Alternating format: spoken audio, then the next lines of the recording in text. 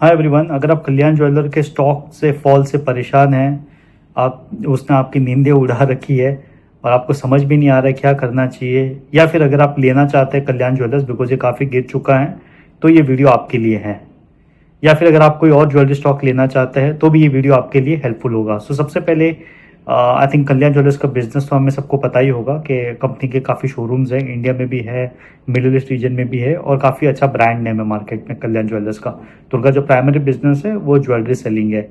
अभी कंपनी का recently result आया था, रिसेंट लास्ट क्वार्टर का, जिसके बाद में आई थिंक रिजल्ट अपेरेंटली काफ़ी अच्छा था, बट रिजल्ट आने के बाद में स्टॉक ऊपर गया बट उसके बाद में काफ़ी सिग्निफिकेंटली गिर गया। आई थिंक 620 से अभी कुछ 506 पे आज क्लोजिंग दी है, तो काफ़ी ज़्यादा गिर गया है स्टॉक।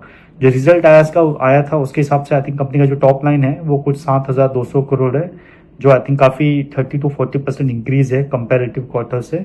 और जो प्रॉफिट है वो अराउंड 264 करोड़ आया है, जो भी आई थिंक काफ़ी अच्छा नंबर है।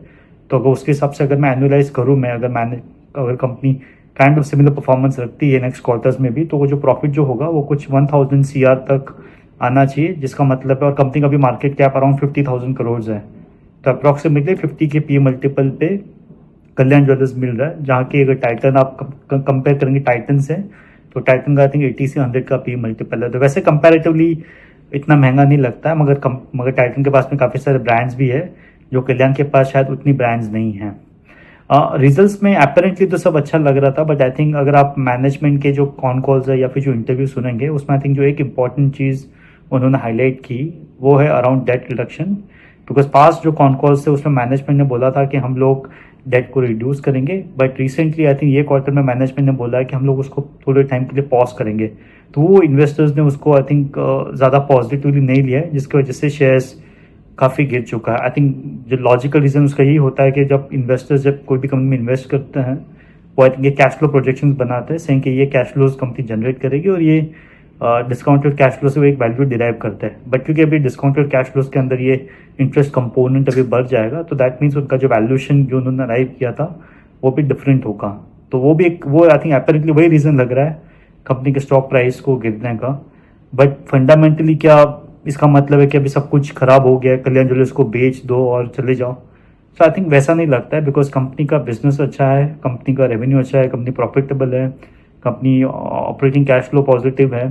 तो आई थिंक फंडामेंटली तो अच्छा लगता है। स्टॉक में भी शायद ये जो नेगेटिव सेंटिमेंट्स है उसको जिस शायद कंसोलिडेट करे या फिर शायद थोड़ा और नीचे चला जाए, मगर फंडामेंटली अगर देखने जाए कंपनी को तो it's not a bad stock, it is a good stock to have in your portfolio.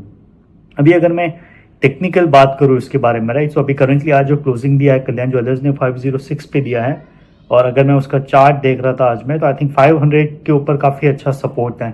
तो एक पॉसिबिलिटी बनती है कि एक बार शायद 500 टच करेगा, उसके बाद में एक रिवर्सल आना चाहिए चार्ट पे। अगेन ये कोई फाइनेंशियल एडवाइस या आपको लेने के लिए रिकमेंडेशन नहीं है, बट एक पॉसिबिलिटी है कि इसके बाद में शायद एक रिवर्सल आए स्टॉक के ऊपर, विच जो उसको शायद एक बार 550 550 तक लेके जा सकता है। बट अगेन ये कोई टारगेट नहीं है, बट जस्ट ऑब्जर्वेशन है बेस्ड ऑन द चार्ट्स। तो ये आई थिंक इंपॉर्टेंट चीज़ है कल्याण ज्वेलर्स पे। So I think it's not an end to the road. ऐसा नहीं है कि कल्याण ज्वेलर्स अभी बंद हो गई है, एकदम डेड कंपनी है। I think fundamentally it is strong, it's just a matter of I think the change in the strategy of management, जो आई थिंक इन्वेस्टर्स को डाइजेस्ट करने में जनरली टाइम लगता है, और वो टाइम की वजह से उसके वजह से आई थिंक थोड़ा सा फॉल है। Otherwise on overall basis it's not a bad stock to own. इसमें आई थिंक हमारा पर्सनल इंटरेस्ट भी हो सकता है, so I think our views can be biased, so therefore take your own decision and please consult your financial advisor before taking any decision.